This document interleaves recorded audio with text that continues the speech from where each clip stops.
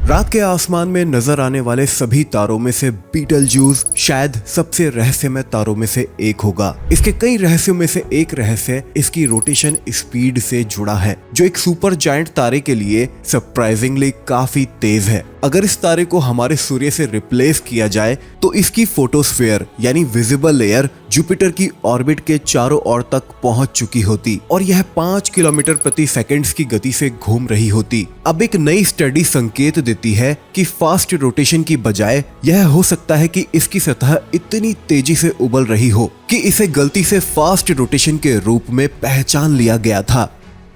Beetlejuice उन पहले सितारों में से एक है जिससे एक शौकिया एस्ट्रोनॉमर काफी कुछ सीख सकता है। ओरायन नक्षत्र के ऊपरी बाएं कोने में इसका मुख्य लाल रंग इसे एक प्रमुख तारा बनाता है जो खोजने और पहचानने में आसान है और दूसरे नक्षत्रों के लिए एक साइन पोस्ट यानी संकेत का भी काम करता है। हम सभी जानते हैं कि तारे बड़े होते हैं, लेकिन बीटलजूस 1.2 अरब किलोमीटर का दायरा रखते हुए इसे एक बिल्कुल नए स्तर पर ले जाता है जो सूर्य से लगभग 1400 गुना तक बड़ा है। इस आकार के तारे से आमतौर पर धीरे धीरे घूमने की उम्मीद की जाती है, लेकिन ऑब्जर्वेशन से इसकी हाई रोटेशन स्पीड का पता चला जो इस एवोल्यूशनरी स्टेज में किसी तारे की अपेक्षा से कहीं ज्यादा गति है। आपको बता दें कि बीटलजूस तारा एक ऐसा तारा है जो अपनी मौत के बेहद करीब है। यह तारा हमसे तकरीबन 700 प्रकाश वर्ष की दूरी पर मौजूद है।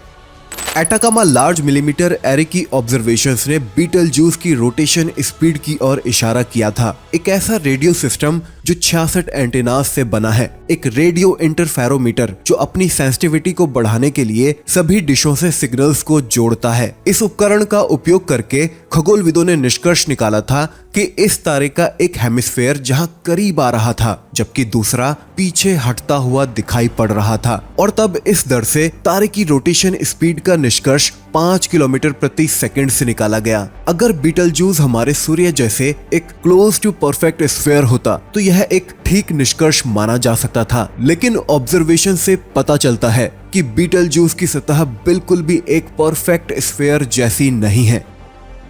सभी तारों की विजिबल सरफेस में फोटोस्फीयर में कन्वेक्शन सेल्स एक जरूरी प्रोसेस होती है जो तारे के अंदरूनी भाग से गर्मी को ऊपर सतह तक ले जाती है। हमारे सूर्य में भी ये कन्वेक्शन सेल्स लगातार बनते और गायब होते रहते हैं। सूर्य पर ये दायरे में कुछ सैकड़ों से हजारों किलोमीटर तक बड़े होते हैं, लेकिन बीटलजूस के मामले में ये कन्वेक्शन सेल्स बहुत विशाल हैं। कभी कभी ये कन्वेक्शन सेल्स सूर्य के चारों ओर पृथ्वी की ऑर्बिट जितने तक बड़े होते हैं और ये लगभग 30 किलोमीटर प्रति सेकंड की गति से बीटलजूस के अंदरूनी भाग से ऊपर उठते और ठंडे होकर वापस गिरते हैं। ये बहुत तेज गति है, इतनी कि ये हमारी पृथ्वी की एस्केप वेलोसिटी से 2 गुने से भी ज्यादा है। Max Planck Institute for astrophysics से एक पीएचडी स्टूडेंट जिंग जीमा ने अब प्रस्तावित किया है कि डाइपोलर वेलोसिटी मैप जो बीटलजूस में आने वाले और पीछे हटने वाले हेमिस्फीयर की पहचान कर रहा था, इसके बजाय इन कन्वेक्शन सेल्स को उठा रहा होगा। थ्योरी बताती है कि एल्मा सिस्टम का लिमिटेड रेजोल्यूशन तारे के एक तरफ से ऊपर उठने और दूसरी तरफ से डूबने वाले इन विशाल कन्वेक्शन सेल्स को ऑब्जर्व कर रहा था, लेकिन अंतर करने में सक्षम नहीं था। इस निष्कर्ष पर पहुंचने के लिए टीम ने एल्मा से सिंथेटिक डेटा को डेवलप्ड करने के लिए एक नई प्रोसेसिंग टेक्निक विकसित की और 90% मामलों में बॉइलिंग मोशन साफ नहीं था और हाई रोटेशन स्पीड की ही व्याख्या यानी कह सकते हैं कि सपोर्ट कर रहा था। इस रोमांचक संभावना का पता लगाने के लिए अब और ऑब्जर्वेशंस की जरूरत है, लेकिन ज्यादा बेहतर रेजोल्यूशन वाले उपकरणों के साथ। 2022 में हायर रेजोल्यूशन ऑब्जर्वेशंस किए गए थे, लेकिन डेटा को अभी भी एनालाइज्ड किया जा रहा है। यह आशा की जा सकती है कि बीटलजूस के नेचर के बारे में भविष्य में और ज्यादा खुलासा होना शुरू होगा। बीटलजूस की इस अजीब आकृति के पीछे चाहे हाई रोटेशनल स्पीड जिम्मेदार हो या ये विशाल कन्वेक्शन सेल्स, इसका पता आने वाले भविष्य में लग ही जाएगा। लेकिन इतना तय है कि इस तारे का अंत अब बेहद करीब है। ये आने वाले निकट भविष्य में कभी भी सुपरनोवा हो सकता है। चिंता न करें, हमारी पृथ्वी सुरक्षित है।